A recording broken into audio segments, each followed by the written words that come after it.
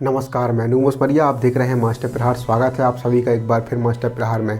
Student लगातार अपने हक की बात कर रहे हैं। एसएससी में लंबित पड़ी भर्तियों को पूरा करने के लिए ट्विटर से लेकर हर सोशल मीडिया प्लेटफॉर्म पर ऑनलाइन धरना दिया जा रहा है। यूट्यूब पर ऑनलाइन एजुकेशन के जो चैनल हैं उन पर भी शिक्षक लगातार छात्रों के हक की लड़ाई लड़ रहे हैं और अपनी आवाज़ बुलंद कर रहे हैं। इसका थोड़ा बहुत असर देखने को भी मिला, जैसे कि एसएससी ने रिजल्ट की तारीखों का ऐलान कर दिया, लेकिन सत्ता पक्ष से न तो कोई आश्वासन दिया जा रहा है और ना ही कोई छात्रों के सपोर्ट में बोल रहा है। किसी भी एमपी एमएलए ने अभी तक इस मुहिम का समर्थन नहीं किया है। जनता के जो प्रतिनिधि हैं, जो वही लोग नहीं बोलेंगे तो बड़े बड़े लीडर क्या बोलेंगे इन मुद्दों पर।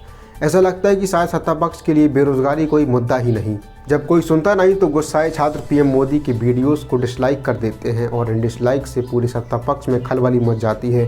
बीजेपी आईटी सेल के हेड अमित मालवीय को जब समझ में नहीं आता कि क्या किया जाए तो वह पहले तो डिसलाइक करने वालों को कांग्रेसी और विदेशी बता देते हैं। फिर जब समझ जाते हैं कि ये विदेशी नहीं है, ना ही कांग्रेसी हैं, बल्कि भारत के ही बेरोजगार युवा हैं जिन्हें नौकरी चाहिए, तो फिर अमित मालवीय उन युवाओं की गलती निकालने लगते हैं और ट्विटर पर देखते हैं कि कहाँ छात्रों ने गलती की है और फिर वह रेलवे की स्पेलिंग में गलती निकाल ही लेते हैं। हाँ, ये सही है कि उस हैशटैग में रेलवे की स्पेलिंग गलत लिखी थी।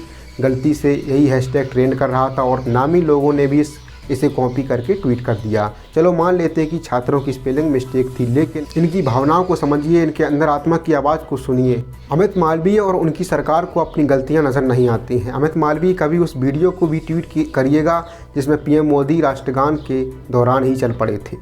दिखाइएगा कभी उस वीडियो को भी, जनता देखेगी और देख भी रही है यूट्यूब पर। बहुत अच्छा लगता है आपको दूसरों की गलतियाँ निकाल कर दिखाना और अपनी नाकामियों और गलतियों पर ध्यान न देना। खैर छोड़िए इस गलतियों के भंवर को, अपने मुद्दे पर वापस आते हैं। जब गलतियां निकालने से भी काम नहीं चला तो एक और नई चाल चली। एक तरफ स्टूडेंट लगातार पीएम मोदी और सरकार से जुड़े वीडियोस को डिसलाइक कर रहे थे। सरकार को कुछ समझ में नहीं आ रहा था कि क्या किया जाए, तो उन्होंने एक नया रास्ता निकाला कि क्यों ना वीडियोस के कमेंट बॉक्स को ही बंद कर दिया जाए और लाइक और डिसलाइक के आंकड़ों को ही छुपा लिया जाए ताकि थोड़ी सी बेइज्जती बच जाए। आज सुबह 11 बजे पीएम मोदी ने ऑनलाइन कार्यक्रम में आईपीएस अधिकारियों से बात की थी। दीक्षांत परेड समारोह के दौरान उन्होंने यह कार्यक्रम को यूट्यूब पर दिखाया था। यूट्यूब पर बीजेपी के आधिकारिक चैनल पर 11 बजे से लाइव किया गया था इस प्रोग्राम को, लेकिन इस लाइव वीडियोस का कमेंट बॉक्स बंद था और लाइक डिसलाइक के आंकड़े भी नहीं दिखाई दे रहे थे। आप खुद ही देख सकते हैं इस वीडियो को और इस स्क्रीनशॉट को। अब आप समझ सकते हैं कि सरकार हर तरह से इन छात्रों के मुद्दों को इग्नोर कर रही है ताकि सरकार की छवि खराब ना हो। आइए अब आपको दिखाते हैं एग्जाम्पुल चैनल की कुछ वीडियोस क्लिप्स जो लगातार छात्रों के हक की बात कर रहा है और ऑनलाइन प्रोटेस्ट कर रहा है।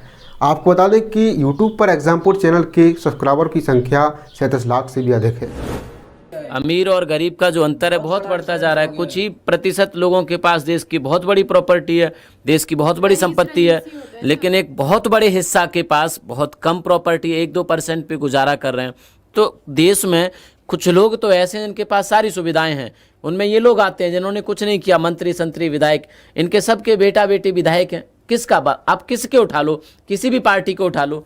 मध्य प्रदेश में चले जाओ तो दिग्विजय सिंह के सुपुत्र विधायक, उन कमलनाथ जी के सारे सांसद हार, कांग्रेस के सारे सांसद हार गए कैंडिडेट, लेकिन कमलनाथ जी के सुपुत्र सांसद बन गए, वो जीत गए।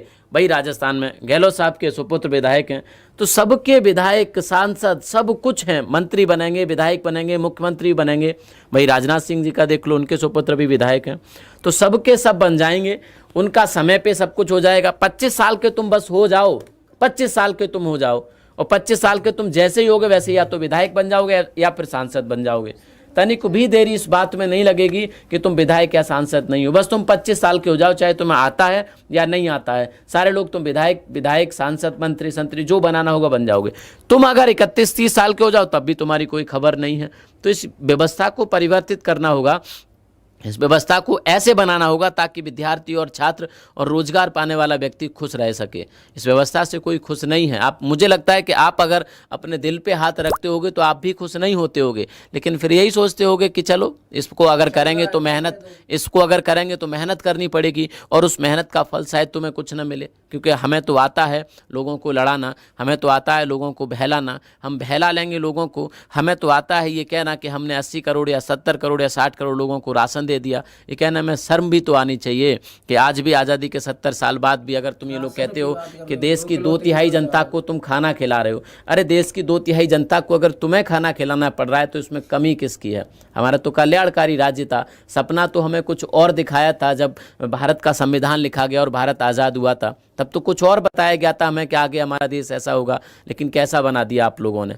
किसकी कमी थी ये बताओ, किसकी कमी थी? कैसा बना दिया आप लोगों ने? और इसको अच्छा अगर बनाना है तो किसकी जिम्मेदारी है? क्या इन बेरोजगार लोगों की जिम्मेदारी है? क्या किसान मजदूरों की जिम्मेदारी है? बताओ, किसान अपनी जिम्मेदारी नहीं निभा रहा, किसान पूरी जिम्मेदारी निभा रहा है, चाहे बरसात हो, चाहे गर्मी हो, चाहे सर्दी हो, चाहे गर्मी हो। गर्मी 45-46 डिग्री के टेम्परेचर में वो अपने खेत में जाता है काम करने। कभी वो अपने कर्तव्य से विमूढ़ हुआ, कभी अपने कर्तव्य से हटा, तो जब वो बेचारा किसान सिर्फ 4-5 हज़ार रुपये महीने की इनकम के लिए 46, 47, 48 डिग्री में जाके काम कर सकता है, तो क्या तुम हज़ारों करोड़ रुपए जो आप खा जाते हो, डकार जाते हो, इनके लिए क्या काम नहीं कर सकते? आप तो एसी में बैठे रहते हो, कम से कम एसी में बैठ के ही काम कर लो। दुनिया की सारी सुविधाएं तुम्हारे पास हैं, कम से कम वहीं पे काम करो। केवल एग्जाम्पल ही नहीं बल्कि और भी बहुत सारे बड़े बड़े नामी चैनल एजुकेशन के स्टूडेंट के हक की बात कर रहे हैं और प्रोटेस्ट कर रहे हैं, लेकिन बीजेपी कह देती है कि ये कांग्रेसी हैं और विदेशी हैं। मैं सरकार से फिर से निवेदन करता हूं कि सरकार इन छात्रों के मुद्दों को सुने और पीएम मोदी जी खुद इस पर बात करें और छात्रों की समस्याओं को सुने। मास्टर प्रहार में आज के लिए बस इतना ही। अगली बार फिर मुलाकात हुई कुछ नए मुद्दों के साथ। सोमवार शुक्रवार देखना न भूलें मास्टर प्रहार शाम 7 बजे टीवी भारत पर। अगर आप इस वीडियो को यूट्यूब पर देख रहे हैं तो हमारे चैनल को सब्सक्राइब कीजिएगा और वीडियो को लाइक कीजिएगा और शेयर कीजिएगा। और अगर आप इस वीडियो को फेसबुक पर देख रहे हैं तो हमारे पेज को लाइक कीजिएगा। अंत में आपको छोड़ जाता हूँ एक शुभ विचार के साथ। धन्यवाद।